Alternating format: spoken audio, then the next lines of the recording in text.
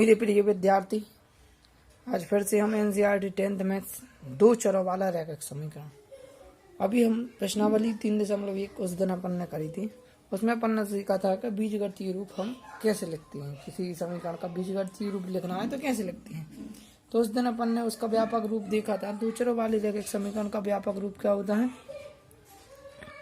कि यदि दो चर वाले 2 समीकरण दिए हैं तो हम उनको हम ऐसे लिखते हैं कि 2 दिए गए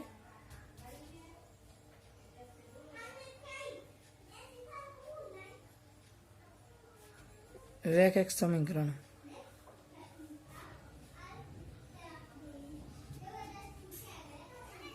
यदि दिए गए रैखिक समीकरण आपके 2 दिए हैं, पहला दिया है a1x धन b1y धन c1 बराबर 0 और दूसरा दिया है आपको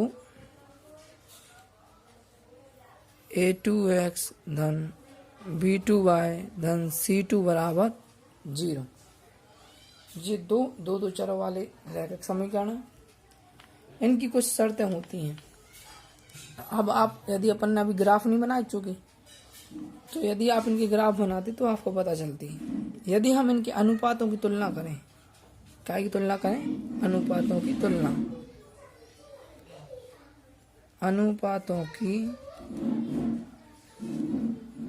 तुलना करने पर, तो अनुपातों की तुलना करोगे तो इधर आ जाएगा आपका a1/a2 बराबर b1/b2 बराबर c1/c2। अब इसकी 3 शर्तें होती हैं। तो प्रथम शर्त है आपकी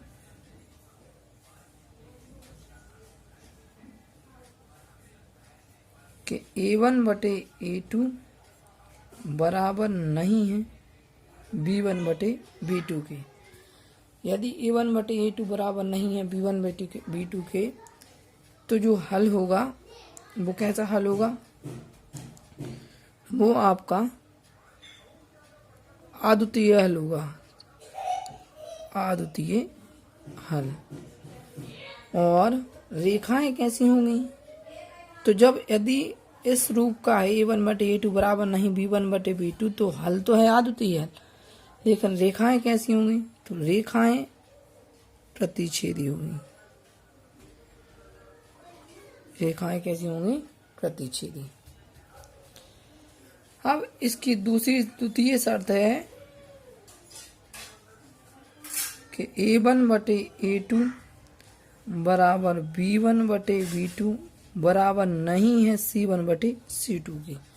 मतलब कुछ इस प्रकार की शर्त में लेती है तो समीकरण का कोई हल नहीं होगा। कोई हल नहीं। और इधर अद्वितीय हल का मतलब होता है एक और केवल एक। कोई हल नहीं होगा, और जब कोई हल नहीं होगा तो रेखाएं कैसी होंगी? समांतर, मतलब भी एक दूसरे को कोई प्रतिच्छेद नहीं करेंगे। अब तीसरी शर्त होगी आपकी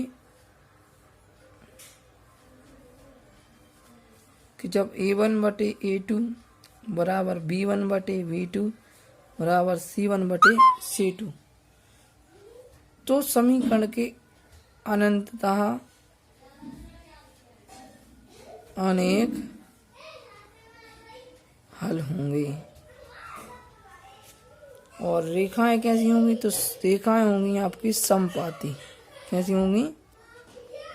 समपाती। समपाती का मतलब होता है जैसे एक के ऊपर एक रेखा, जैसे ये रेखा है तो इसी रेखा के ऊपर एक और रेखा, तो ये एक दूसरे की कैसी रेखा है? समपाती रेखा। प्रतिच्छेदी रेखा है, मतलब एक दूसरे को प्रतिच्छेद करें।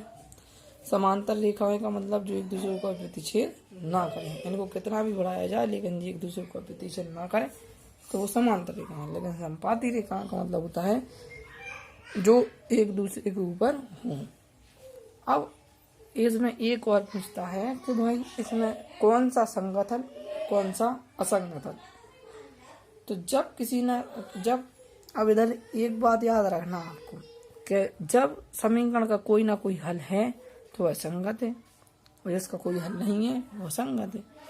तो आद्वितीय हल मतलब एक हल तो है, तो निकाय कैसा है? निकाय है संगत। समांतर कोई हल नहीं है तो कैसा होगा?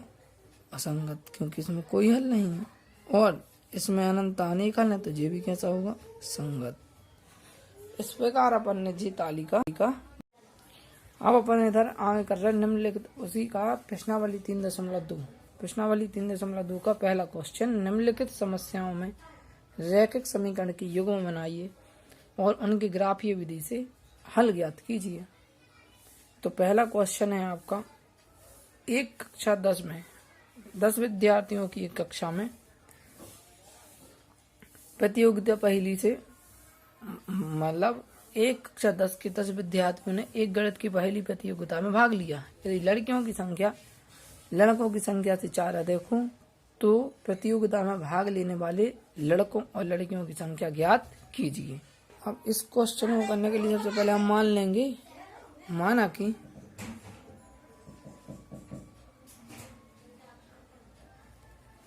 लड़कों की संख्या बराबर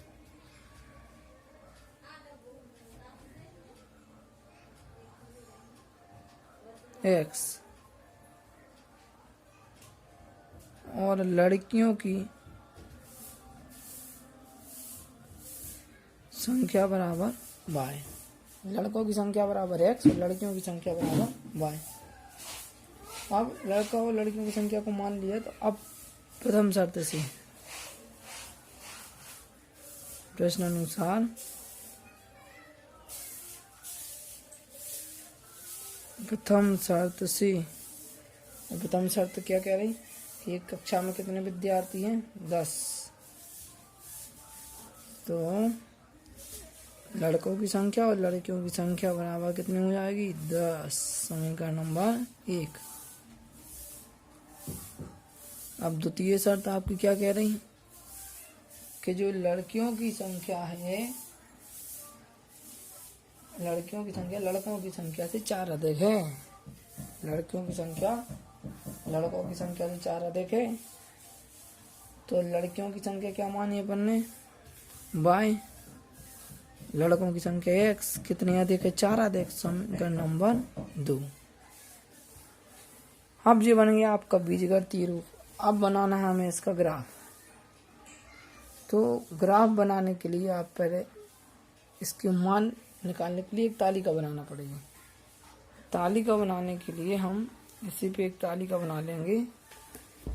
समीकरण नंबर 1 और समीकरण नंबर 2 की अलग अलग तालिका बना लें हम। तो उनका ग्राफ खींचे।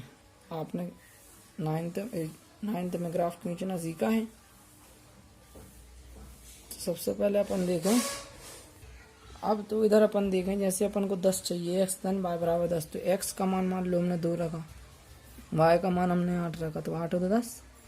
ऐसे ही x का मान 4 रखा, तो y का मान 6 रखा, तो 6 और 4 कितने हो जाएंगे? 10। अब इधर ऐसे देख लें, इधर अपन y बराबर दिया x धन 4। मान लो x का मान अपन ने 0 रखा, तो y का मान कितना मिला? 4। x का मान लो आपने 1 रखा, तो y का मान कितना मिलेगा? 4 और 1 कितने हो जाएंगे? 5। इस पे तो ग्राफ खींचने के लिए अपन ने सबसे पहले 2 अक्ष बना दिए, एक x अक्ष और एक y अक्ष। तो x जी x डैश जी y डैश। अब जे वाले बिंदु कैसे होते हैं? धनात्मक। तो 1 से लेकर 9 तक अपन ने जी बना लिया। 10 तक भी बना सकते हो और ज़्यादा भी बना सकते हैं। एरो का निशान है, मतलब बहुत ज़्यादा तक। इधर भी आपने 1 से लेकर कहाँ तक बना दिए? 10 तक। जी आपको कौन सा बिंदु कहलाएगा? मूल बिंदु। अब चूंकि ऋणात्मक कोई मान थी नहीं, तो अपन ने ऋण वाली साइड अपन ने ज़्यादा बड़ा नहीं बनाया। अब देखें अपन x पर 2, तो x अक्ष पर कहाँ है? 2 ये है। y अक्ष पर कितने देखना? 8। तो y पर 8 कहाँ मिलेंगे? जी हैं। तो 2 और 8 ये मिल जाएगा आपको एक बिंदु। 2 से 8, सो अपन ने इधर 2 से इधर तक बढ़ाया और 8 को इधर से इधर तक बढ़ा दिया। तो इधर मिल गया आपको 2,8। फिर कौन सा बिंदु है आपका? 4 और 6। तो 4 6 कहाँ मिलेंगे? तो x पर 4 जी है, 6 कहाँ मिलेंगे? ऊपर।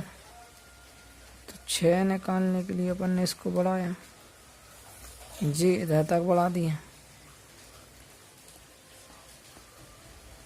जे बिंदु मिला आपको 4,6। अब जो बिंदु आए हैं इनको इनसे जाते हुए क्या खींच दो, रेखा। इनसे जाते हुए अपन ने एक रेखा खींच दी और इसको नाम दे देंगे अपन x धन y बराबर 10। ठीक।